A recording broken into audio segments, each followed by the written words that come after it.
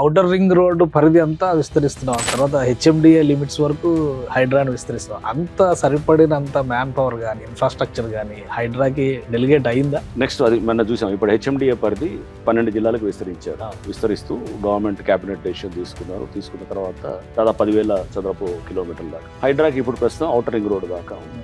నేను పేపర్లో చూసాను, అంటే ఉన్నాయి రీజనల్ రింగ్ రోడ్ దాకా తీసుకెళ్లాలనే ప్రతిపాదనలు ఉన్నాయని. నేను కూడా అంటే నా దగ్గర అయితే మాకైతే ఎటువంటి ప్రతిపాదనలు మేము పంపించలేదు, అలా లేదు. కానీ బట్ ముందు ప్రభుత్వం ఆలోచన ఆ విధంగా ఉందనుకోండి, తప్పకుండా దాన్ని ఫాలో అవుతూ దానికి మనం ఏం చేయాలి, స్ట్రెంథెన్ చేయాల్సిన అవసరం కూడా ఉంటుంది. ఇప్పుడు 100 మందితో పని చేసేది రేపు 150 మంది పని చేయాల్సి వస్తుంది, అంటే కొంచెం ఎక్కువ స్ట్రెంథెన్ చేయాల్సి వస్తుంది. సో అంటే దాన్ని రేపు రీజనల్ రింగ్ రోడ్ ద్వారాను లేకపోతే స్టేట్ మొత్తం ఎక్స్టెండ్ చేయమని మన కొంతమంది అసెంబ్లీలో కొంతమంది ఎమ్మెల్యేస్ కూడా రిక్వెస్ట్ చేస్తూ మాట్లాడారు అసెంబ్లీలో. అంటే దీన్ని బట్టి మనం అర్థం చేసుకోవాల్సింది ఏంటి, ఒకవేళ గనక హైడ్రా సరిగ్గా పనిచేయకపోతే గనక